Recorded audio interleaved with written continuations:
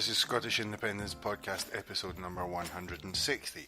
Someone I've always wanted to have on the podcast is Ian Hamilton. I'm sure the vast majority of you listening to this will know who Ian Hamilton is, but just in case you don't, he's the man that, along with some friends, stole or repatriated or took or borrowed or temporarily repatriated before it was then later repatriated the Stone of Destiny, upon which Scottish kings were crowned. Later he became a lawyer, but he's also spent a large part of a very long life promoting Scottish independence. Now, I wasn't lucky enough to get to interview Ian myself, but Mike Small from Bella Caledonia was, and I'm sure there's plenty of you who haven't heard this interview yet that would like to. So, with Mike's permission, I've decided to reproduce it here. Here's the conversation between Mike Small and Ian Hamilton.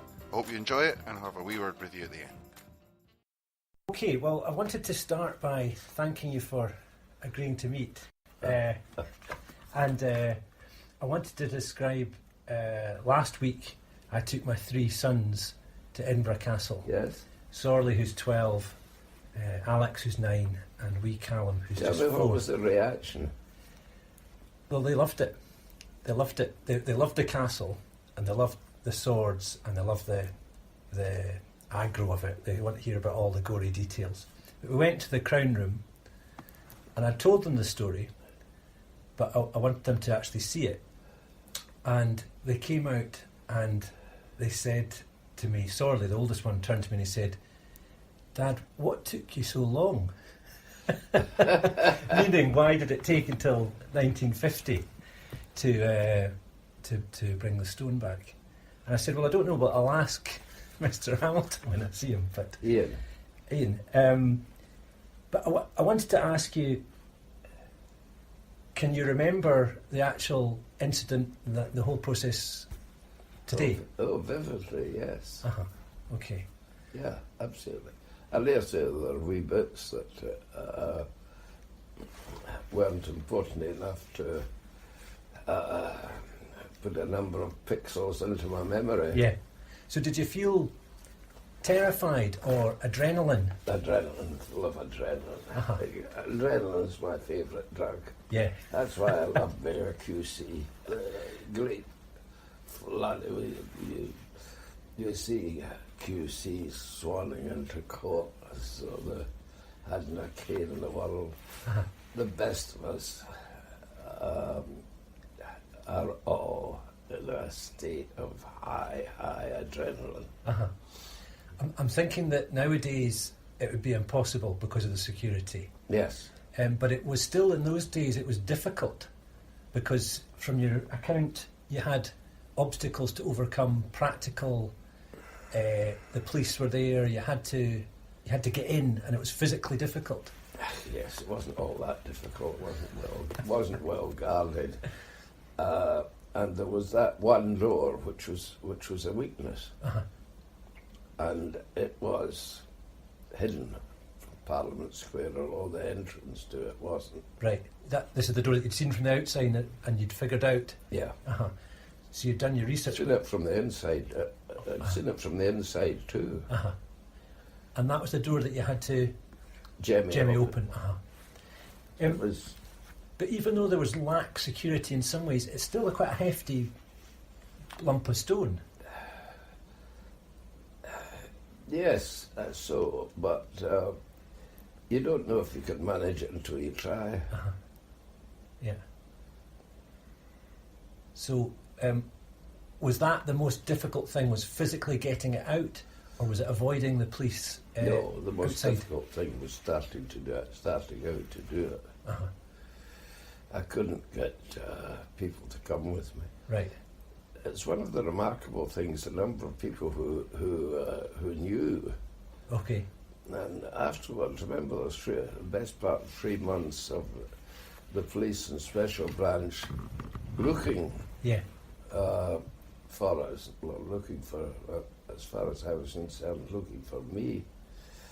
And I did what I think is the only possible thing to do in the circumstances. I hid myself. And I knew I was successful when I heard that somebody had been saying the only person who suspects Ian Hamilton is Ian Hamilton. So you just shut down? Yeah. Yeah. And it became, as I imagined I would have been if somebody else had done it. Right, okay. And that succeeded. I remember as a child reading the story and just thinking, I kind of put it on a par with Kidnapped, or I thought this was a great story, but just an adventure story. And I didn't, until I grew a bit older, kind of recognise the importance of it. Yeah. And some of the story, like the meeting of gypsies, when you're trying to... Yeah. That sounds almost fantastic. Yeah. Did it seem fantastical to you? Yeah. Coincidence has been a very important factor in my life. Uh-huh. I understand there's now a mathematical formula of coincidence, but it doesn't help because you have to enter so many different factors, and it takes a very, very powerful computer. Uh-huh. And then it doesn't tell you very much. And do you think that the police were incompetent at Yes. the time? North and south of the border? North and south of the border? I'm not sure about north of the border. I have a strong suspicion that the police may have known, or some of the police may have known and suppressed their knowledge. Just chosen not to. Yeah. Mm-hmm. South of the border, they were grossly incompetent. God, they were dredging the Serpentine. As if you would go to all that trouble and then lob it in the Serpentine. Throw it into the Serpentine. Yeah. And can you describe when you eventually get it home and your task has succeeded at a time? Can you describe to us the atmosphere, the cultural impact at that time? Well, I hadn't thought. You've got to remember that Scotland looked as though it was dead, but John McCormick had fronted it with the Scottish Covenant of 1949, a copy of which of the principle is in the wall there.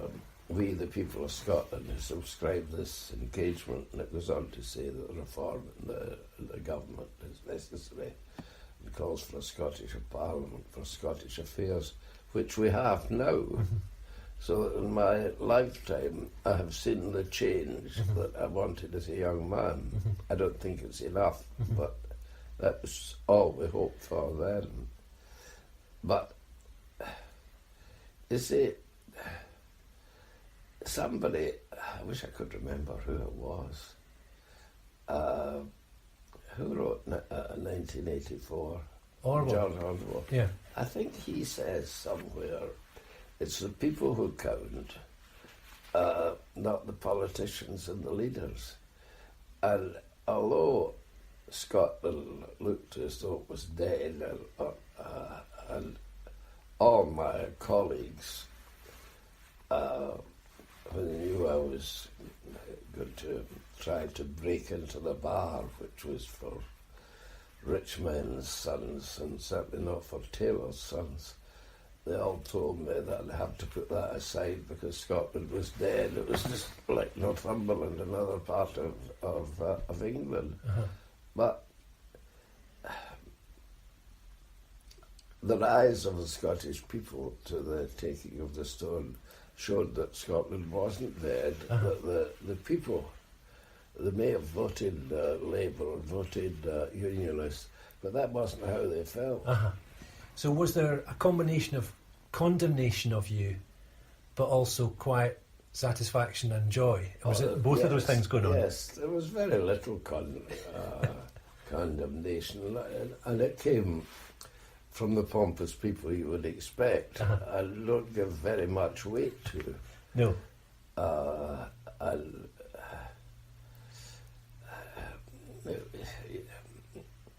I narrowly escaped permanent fame with it.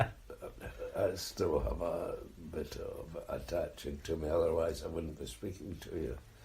But fame's a terrible thing. It takes away your privacy completely.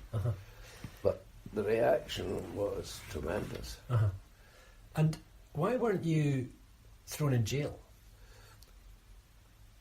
Well, I'm thinking there's a number of things you could have been charged with but weren't. the excuse that they give, and Professor Sir Neil McCormick wrote great lengths about this, that theft in England then was to take something with the intention of permanently depriving the owner of it, which may well be the case for all I know.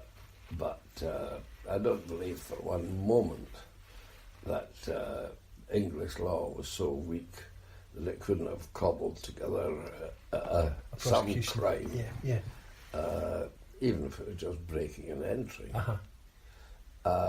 And the real reason was that I think John Wheatley was the Lord Advocate then. He said that he couldn't be answerable for what would happen in Scotland if we were. He said that we would be regarded as victims, and they did, from their point of view, the right thing. And do you see those events as part of a stepping stone to a political process that's unfolded? Is that how you view it?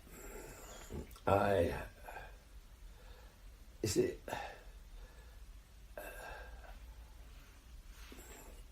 this, I don't think I'm wrong in regarding this as my event, because I'd thought about it for a long time beforehand. Yeah. I had visited the Abbey when I was in the forces and had a look, and I thought, didn't think much of the security then and didn't think much of it later.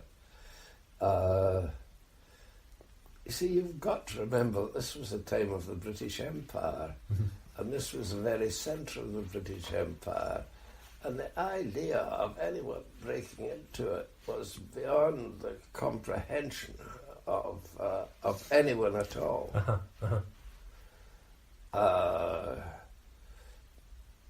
Ask me your question again. Well, I'm just wondering if it was a stepping stone to the events we've seen now in terms of devolution and the drive for independence. I can't see that. I don't know. Tam, I call him Ten Chins. Tam, who is he? Tam DL. Yeah, the historian. You see, I think his histories are bunkum. To write a history of Scotland, and I think I'm right in this, without mentioning football, without mentioning the SFA, the fact that there was never any suggestion when the Football Association, as it was arrogantly called, was set up, that we would just join in. There, for anyone who wanted to see it that way, was a sign that we were a separate people. So I would hope that the stone did something. You see, no country lives on politics alone. There are things like Bella Caledonia which are probably more important than a parliamentary election. Well, I suppose thinking about the future, years later, I was living in James Court in the lawn market of the Old Town of Edinburgh,